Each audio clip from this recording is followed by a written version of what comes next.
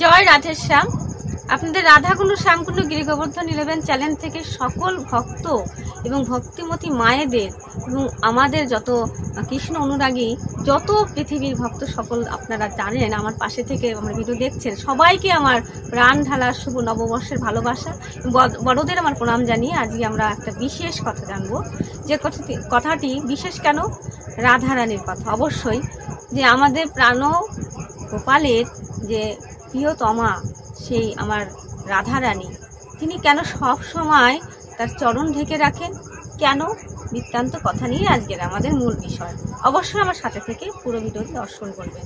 তো আজকে আমরা জানবো যে ভগবানের প্রিয়সী, আমার ভগবানের আহ্লাদিনী শক্তি, ভগবানের অন্তরঙ্গা, সেই প্রেমময়ী নীলাময়ী করুণাময়ী আমার রাধারানী বিশ্ববনু নন্দিনী সদা সর্বদা কেন চরণ যুগল ঢেকে রাখেন, অবশ্যই জানবো আজকে।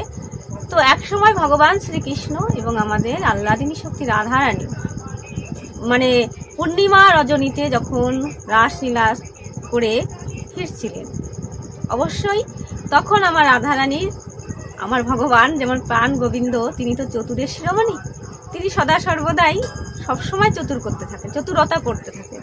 তো তখন আমার রাধারানীর চরণের দিকে তাকিয়ে আমার ভগবান দেখতে পেলেন আর বলছে, রাধে তুমি এক কাজ করো, চলো আমার যমুনার কূলেতে যাই। তো যমুনার কূলে যখন এসেছে তখন বলছে, চলো তোমার যমুনার ওই জল দিয়ে তোমার চরণে বোঝের অনেক ধূলিকণা লেগে আছে, আমি ধুয়ে দিই। তখন রাধারানী কি করেছে? চতুরের শিরোমণি অবশ্যই গোবিন্দ, কিন্তু যে শক্তিটা প্রদান করে আমার রাধারানী তো সবকিছুর শক্তি দাত্রী তিনি, তাই তিনি বললেন অন্য কথায় নিয়ে যাচ্ছে। রাধারানী যখন অন্য কথায় নিয়ে যাচ্ছে তখন প্রাণ গোবিন্দ আমার বললে, রাধে তুমি তো বড় চতুর, আমি যখন তোমার চরণ যুগল ধোয়ার কথা বলেছি তুমি আমাকে অন্য কথায় নিয়ে যাচ্ছ কেন?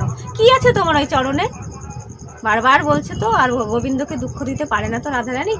বলছে, হে প্রাণ গোবিন্দ, তুমি জানো আমার এই চরণে কি আছে? আমার চরণে যে ভক্ত একবার আমার চরণ ছুঁয়ে ফেলে আমি তাকে কোনো দিন আমার চরণ ছাড়া করি না। তাই রাধারানীর চরণ এতই মানে উত্তম, এতই মূল্যবান যে ব্রজের সেই মন্দির হোক আর যেখানে আপনার রাধারানীর চিত্রপট দেখবেন ঢাকা থাকে। কেন?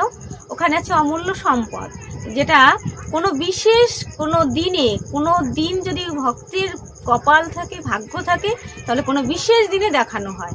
তাই রাধারানীর চরণ এত মূল্যবান। তাই আমার প্রাণ গোবিন্দ গৌরহরি তখন বলেছিল, রাধে আমি তোমার ওই চরণের দাস, আমি তোমার ওই চরণের দাস। ভাবা যায় যে প্রাণ গোবিন্দ অনাদি রাধে বিশ্ব ব্রহ্মাণ্ডের মালিক, তিনি তাই ওই চরণ তলে রাধারানীর পদযুগল সেবা করতে চায়। তাহলে আমরা যদি এরকম চাইতে পারি আমাদের ভাব দিয়ে যে রাধারানীর ওই চরণে কি আছে? চরণে আছে শান্তি। তাই রাধারানীর কৃপায় আপনারা অবশ্যই সদা সর্বদাই গোবিন্দের সেবা, রাধা মাধবের সেবা করবেন এবং গুরুর সেবা করবেন এবং প্রকৃতির সেবা করবেন, আর সবাই মিলে সুখে স্বাচ্ছন্দ্যে দিন যাপন করবেন। এই শুভ কামনায় আজকের আমার এই রাধারানীর কথা, রাধা মাধবের কথা এবং রাধারানীর চরণ কেন ঢাকা থাকে অবশ্যই আস্বাদন করবেন এবং অপরকে উৎসাহিত করবেন। আর যদি ভালো লেগে থাকে আমার এই ভিডিওখানি, অবশ্যই লাইক, কমেন্ট, শেয়ার, সাবস্ক্রাইব করে পাশে থাকবেন। রাধে রাধে।